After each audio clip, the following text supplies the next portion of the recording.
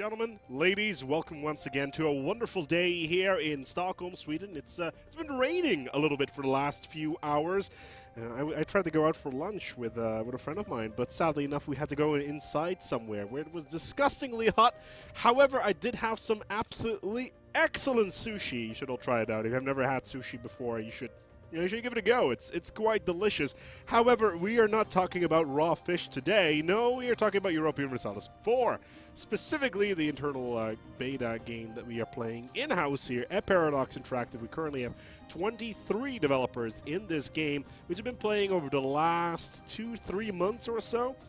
And it's actually looking quite exciting. If you go to the diplomatic map mode, you can pretty much see what the world looks like here in the magnificent year 1719. Now, instead this week, I do have the chat straight in front of my face, so I can actually properly see what all you people are saying in that chat in general. And on top of that, we can actually, talk to me directly, which is quite good. Anyway, let's get this party underway. As you can see, 1719, the world is not exactly what you thought it would be. Although Hungary is probably the only nation that looks slightly like its original historical counterpart, even though it is slightly at an angle in the wrong position. Oh, and of course, Denmark is fairly historically accurate aside from its colonial nations within the New World. Also, Portugal has no longer any locations in Europe anymore. They've been ejected by Castile fairly early on, with Portugal moving into South America, especially moving their capital there, which was a very interesting idea. They basically moved their capital to here on the coast to Pernambuco, and it's looking like a very interesting province. It has gold output in general. We can actually take a look here at what sort of buildings they have around. Yeah, there's courthouses everywhere. They're not building any grand shipyards yet, even though they do have the opportunity to do so. They got treasuries everywhere, counting houses, basically as many goods as humanly possible, and basically building as much of these sort of buildings as they can. Also in the middle of building those road networks up here as well.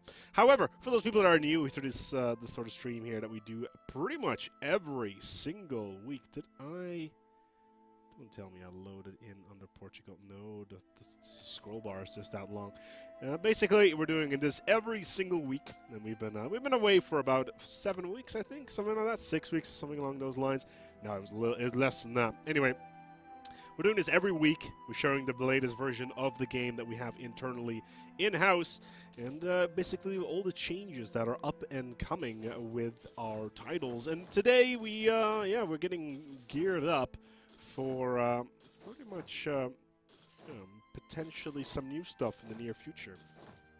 We just released Res Publica, the latest expansion for the game, which adds all sorts of interesting mechanics for merchant republics as well as Dutch republics and, I believe, elective monarchies, but it only applies to the Commonwealth. However, there's a whole bunch of very interesting stuff there that can be done. Also, what we have scheduled. Anyway, let's get underway here. Let's start from the top with our developers. Let's go with Alexivan. Alexivan is one of the guys who works on the CK2 team. And basically, yeah, he's coming out here. Spain. I may cough every once in a while, so if my audio suddenly goes away for like a second, which it is about to do, then I'm coughing like I've got asthma or something like that. Hold on. Anyway, there's pollen in the air all over the place, and my body's not exactly responding in the most positive of ways. Karsten coming here out as Portugal, he's our QA director. Pretty much moved all the way all over the place and has some of the most interesting setups when it comes to his merchants. Has two full strong trade companies, overseas merchants, free trade, additional merchants, as well as full trade focus, and basically having 3 trade companies in general allows them to pretty much leverage 10 merchants in general. Now, how does that reflect in his trade in general? Now, if we go to his trade mode, as you can see, controls pretty much all the important trade nodes all over the world, all bar the Antwerp one, which is arguably one of the most valuable ones in the world. We can actually take a look here at which one is the most valuable. It is Antwerp, but he controls the Ivory Coast, which is coming in at second half value. But what can you expect? It is not a Western European nation at all. So, anyway.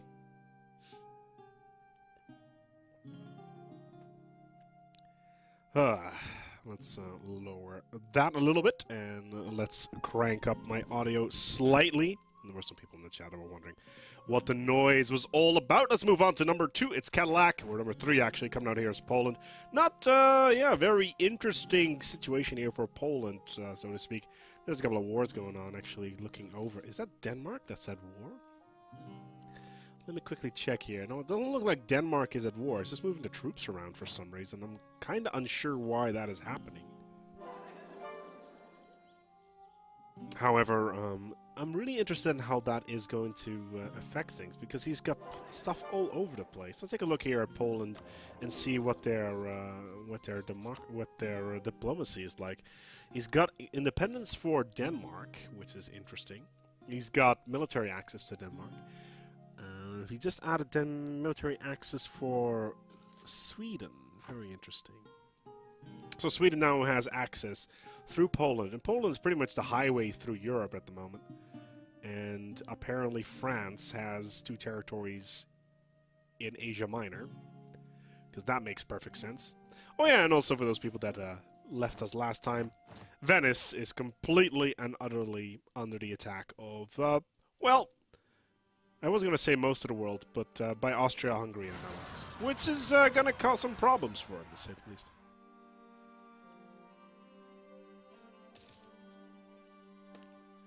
So,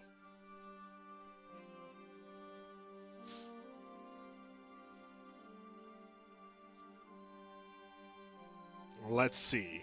See, the problem right now that the Venetians are having is that they have rebels all over the place. Now, I was talking to the player who is actually playing as Venice. If we can actually in today. I don't think Venice is actually in today, or if he's even playing anymore.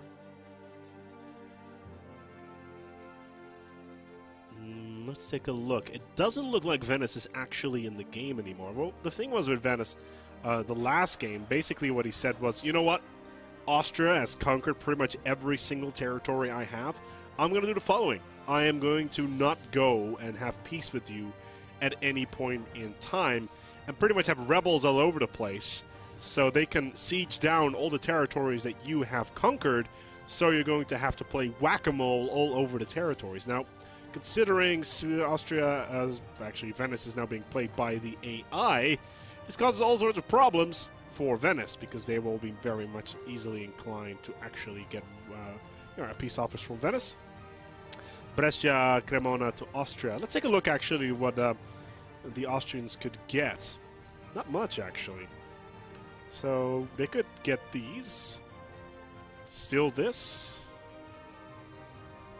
They can have a fairly high amount of... They could get at least 4 territories out of this.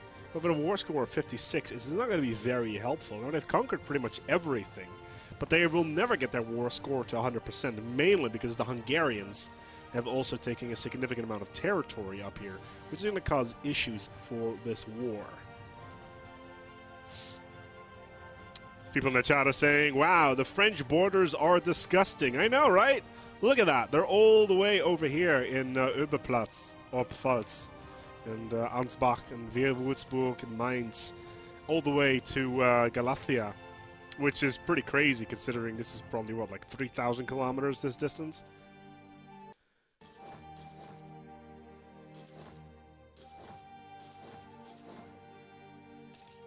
Still, Austria right now is only got a 20,000 manpower pool, at least remaining. It's trying to build a lot of armies all over the place. Could get a superior unit type with line infantry, but not actually do anything with that.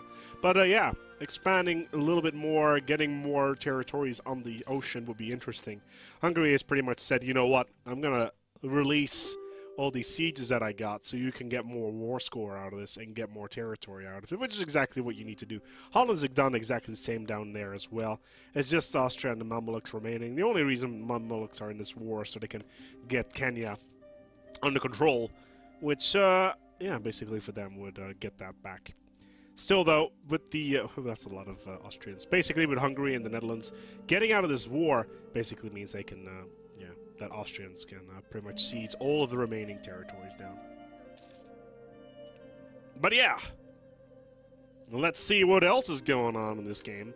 As Japan, Goose Creature on the other side of the world, has decided that Imperial Japan is in fact Imperial and working together with Malaya all over the place. Is he actually down here as well? Yes, he is.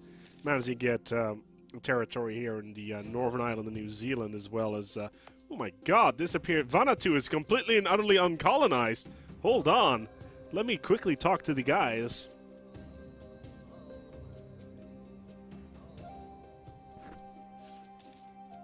That's like the last territory on the map that is not colonized. Well, there's a couple of small islands here as well. Now, I know that in about 400 years' time, this is all going to get flooded, but the point still stands. A lot of these territories simply have not been colonized yet. So, yeah, they're running a bit late with their colonization spree here.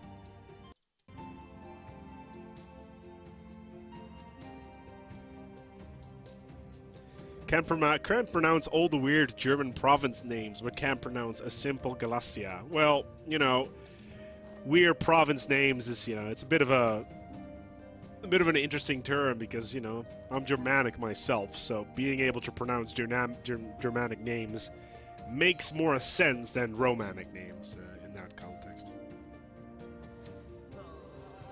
Anyway, let's move on towards Green Gratis with Malaya, who is pretty much taking over the entire area over here and doing really good, even taking Taiwan, or as the Chinese like to call it, Chinese Taipei, and also all the way down from Papua New Guinea into New Caledonia, as well as big chunks of India as well. And I was talking to him in previous session. He was like, you know what? I started a war with the Venetians so I can get all of this territory, and then dragged in France and all that, and pretty much trying to get as much territory in India as he possibly could. Now, the big problem with him is that he is, in fact, tech level 25.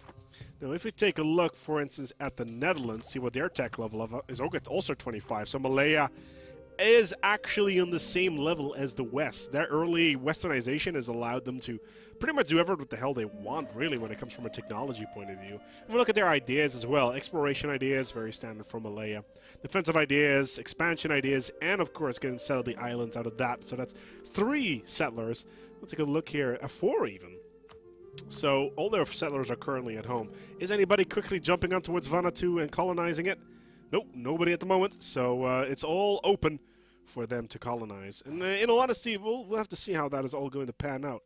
Mysore, in the meantime, actually Hindustan at war with Mysore, trying to take over all of these territories. Grugi, as the Mamluks, also at war with the Venetians. Having some problems here with some of these Venetian peasants that have popped up in the middle of Mamluk territory. This is very interesting.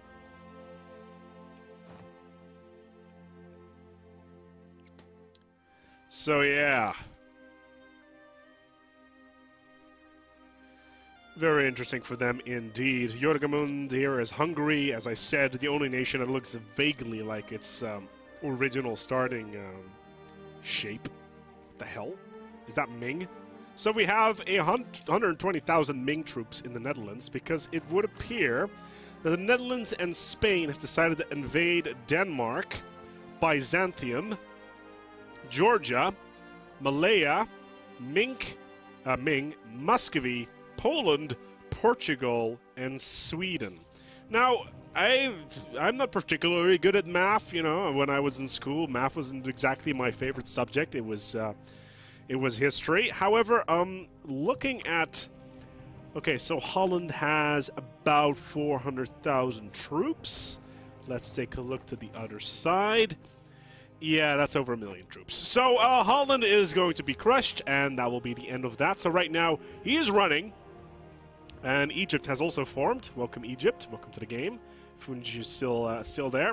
But Holland's going to have some serious issues, and they started this war for... No, was it the... No, it was actually the Danish conquest for Oldenburg down here. Now, let's take a look at the province. They do actually have a core on Oldenburg, which is going to make this war very, very interesting for them indeed. Let's take out another look